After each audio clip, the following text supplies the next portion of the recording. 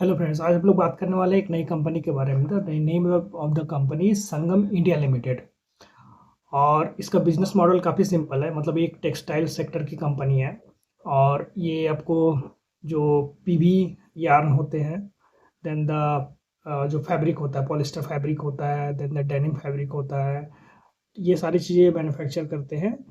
और थोड़ा इनका गारमेंट भी मैन्युफैक्चर करते हैं, और डोमेस्टिक एंड इंटरनेशनल क्लाइंट को ये वो चीज़ें बेचते हैं। So this is simple business model, मतलब ये पहले ये फैब्रिक्स बनाते हैं, यार्न बनाते हैं और क्लाइंट्स को सप्लाई करते हैं। ठीक है। और थोड़ा अपना अपना गारमेंट का, आई थिंक गारमेंट का उनका brand name is C9 probably, if I believe, मैं मेरे को सही याद है तो।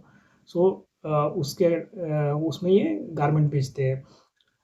सो why we are talking about, so पहले हम लोग इसका रेवेन्यू का जो नंबर आया है उसके बारे में बात करते हैं, देन विल बी सेइंग कि why we are talking about this company. So revenue growth में क्वार्टर टू क्वार्टर, मतलब Q4 FY25 से लेके Q4 FY26 में उनका रेवेन्यू ग्रोथ इज +17.9% का।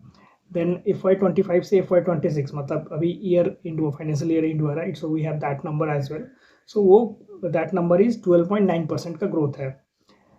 ईबिटा, अगेन पहला हम लोग बात करेंगे Q4 FY26 से Q4 FY25 से लेके Q4 FY26 के बारे में।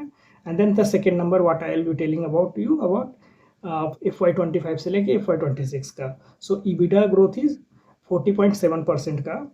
एंड सेकेंड जो ईयर ऑन ईयर वाला है, दैट इज 26.4% का। सिमिलरली ईबिटा मार्जिन इनका 180 बीपीएस बेसिस पॉइंट बढ़ा हुआ है।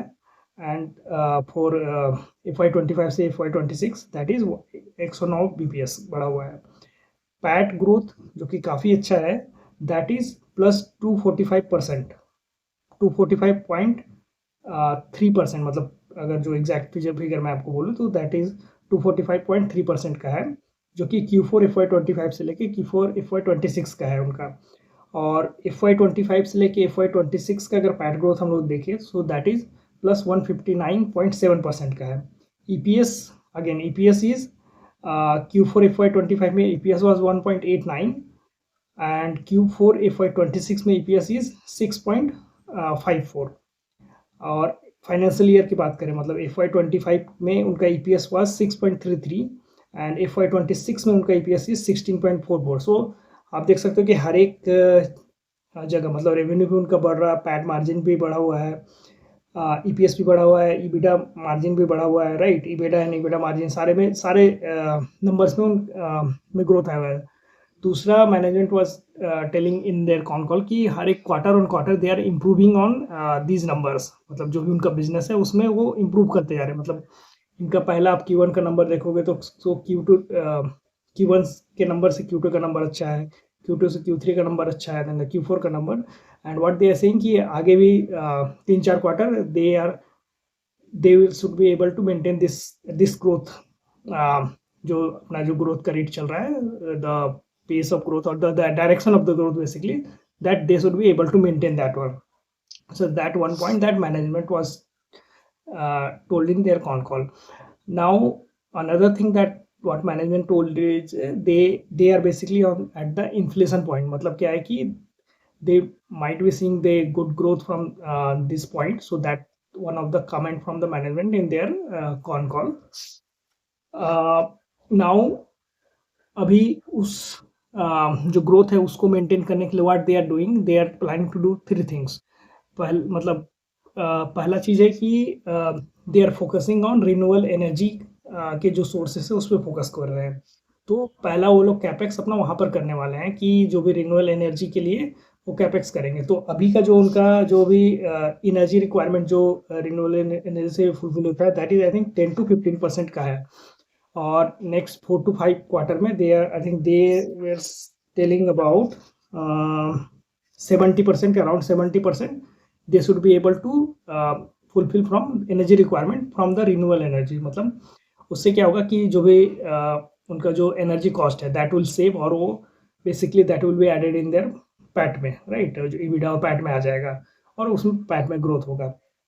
Second thing that what they are इसके बाद what they are focusing is they are focusing on the backward integration. So जो पॉलिस्टर फैब्रिक है एंड द डेनिम फैब्रिक है, दोनों में अभी they are able to manufacture 50% in house और 50% they are exporting from outside. ठीक है.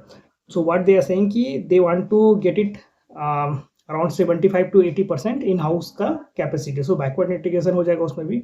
So what how that will help them कि they will that will basically help them to control the, पहला cost control होगा उनका, कि अगर बाहर में मार्केट में उनका जो भी कॉस्ट बढ़ता है, ये जो रॉ मटेरियल जो भी है इनके, तो उनको ज़्यादा इफेक्ट नहीं आएगा, राइट. और दूसरा, as they will be doing backward integration, मतलब वो लोग मैन्युफैक्चर करेंगे तो उनको उसका मार्जिन भी मिलेगा, right.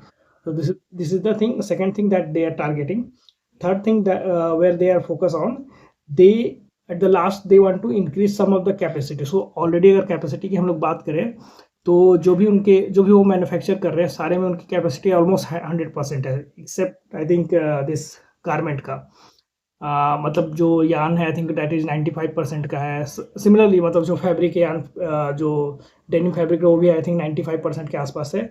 But still they are saying कि at the last will be focusing on कि वो 95% को आगे कैसे इंक्रीज किया जाए या वहाँ पर और कैपेसिटी कैसे बढ़ाई जाए.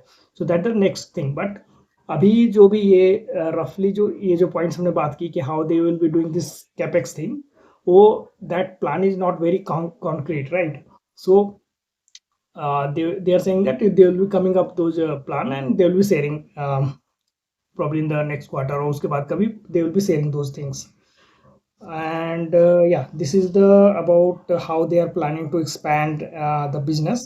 Then the what then the एक चीज और उन्होंने जो बोली कि they are exporting to 50+ countries. मतलब उनका जो टोटल रेवेन्यू का पार्ट है उसमें से अराउंड 65% डोमेस्टिक से आता है एंड अराउंड 35% के आसपास का आप ले लो, that is from the export आता है. But again on the export side they are exporting to 50+ countries. मतलब they are not dependent on एक कंट्री और एक जोग्राफिकल लोकेशन इंटरनेशनली, कि अगर उधर कुछ प्रॉब्लम आ गया, जैसे अभी चल रहा है बहुत सारे जियो पॉलिटिकल इशूज, राइट, तो उनके बिजनेस में इम्पैक्ट आएगा. So they are well diversified around this thing on the export side. और डोमेस्टिक में तो उनका 65% के अराउंड का शेयर है ही, मतलब रेवेन्यू वाइज, राइट.